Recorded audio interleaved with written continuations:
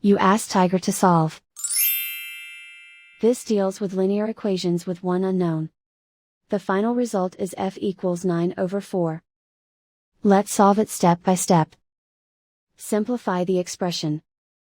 Find the greatest common factor of the numerator and denominator. Factor out and cancel the greatest common factor. Swap sides.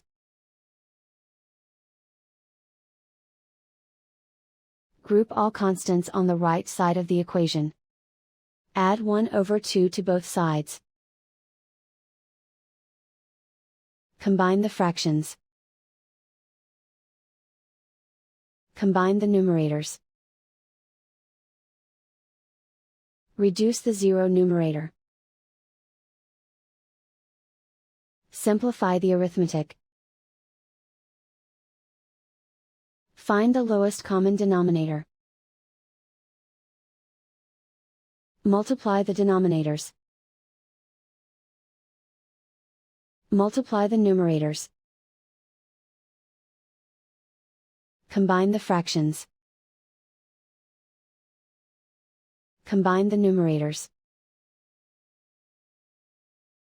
And so the final result is f equals 9/4.